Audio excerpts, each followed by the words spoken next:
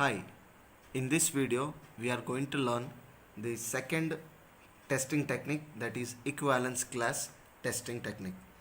So this equivalence class testing techniques, so we are started with the concept of based on the boundary value analysis method.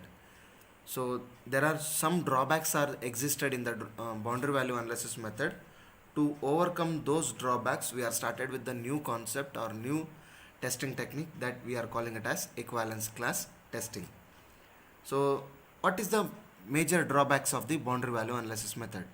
There are two things are there. One is, the first drawback is there will be a redundancy of the output result in the boundary value analysis method, and second one is we are not doing a complete testing of the input domain. These two drawbacks, to overcome that one, we are started with an equivalence class testing technique. This equivalence class testing technique is also one of the black box testing technique. So to whatever the drawbacks are there, that we are overcoming under that one, that is what we are calling it as a motivational factors of for equivalence class testing technique. Two motivational factors are there for equivalence class testing technique. One is, I told, so to have a sense of complete testing of the input domain.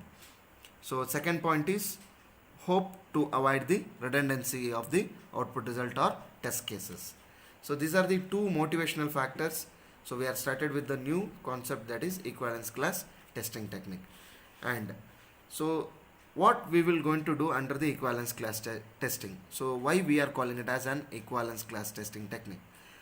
The first point number one is the total input domain range. We are split it into number of classes, or we have done a partitions of that classes.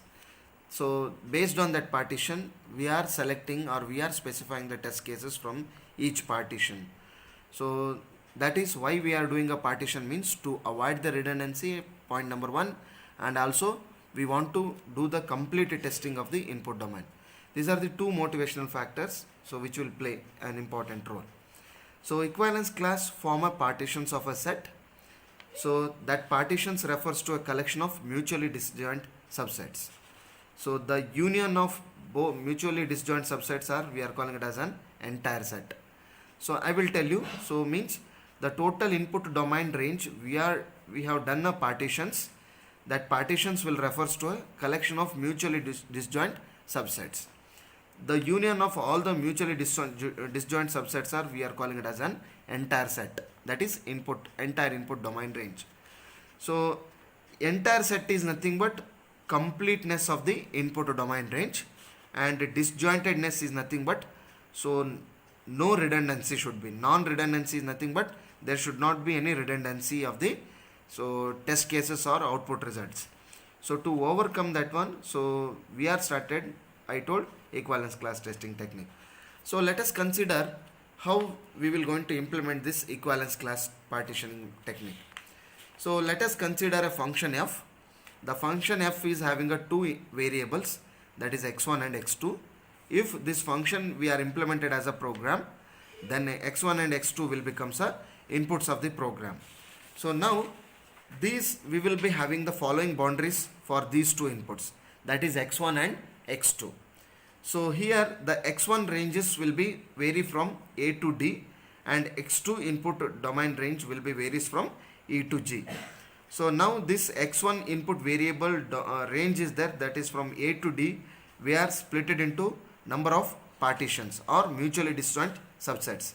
So now you can see here, these are the intervals, how we are splitted this x1 into number of classes or partitions. So that is first partition, a to b is a one partition or one class. So second one is b to c and c to d. Here total x1 input variable we are divided into three intervals, that is a to b one interval, b to c another interval, and c to d one more interval. So these are the, we can also call it as partitions or classes. Then x2, here x2 input variable also the range is ranging from e to g. This is also we are split it into number of partitions. So that partitions are, so e to f, this is a one partition, and f to g another partitions, or classes are, we can also call it as classes. Based on this idea or methodology, we are started with an equivalence class testing technique. So basically there are four category of the equivalence class testing techniques are there. One is weak normal equivalence class testing, second one is strong normal equivalence class testing, and third one is weak robust equivalence class testing, and the fourth one is strong robust equivalence class testing technique. So before starting of the category of the equivalence class, just I will give the clear picture about this one. Let us consider this diagram. So in the boundary value analysis method also we have considered the same diagram. Here these are the input and output domain range. So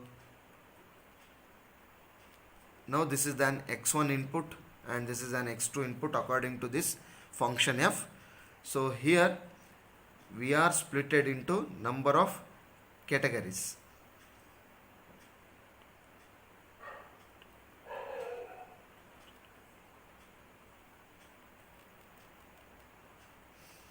Let us consider this x1, the interval will be vary from a to d, a to d. So in between we are divided into number of partitions, that is a to b, this is a to b one partition, and b to c another partition, and c to d another partition. Similarly x2 input variable we are given a intervals, that is e to f one interval and f to g another interval, e to f and f to g. Now so this is what total input domain range.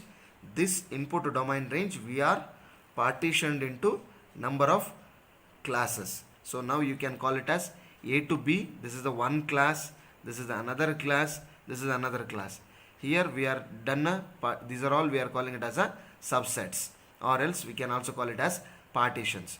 The total input domain range is partitioned into three classes, and as well as x1 is three classes and x2 is two classes. So here I will going to get a 6 partitions. Now I need to select a one input from these partitions. While selecting a input from these partitions, so we have to select wisely. Please remember this point.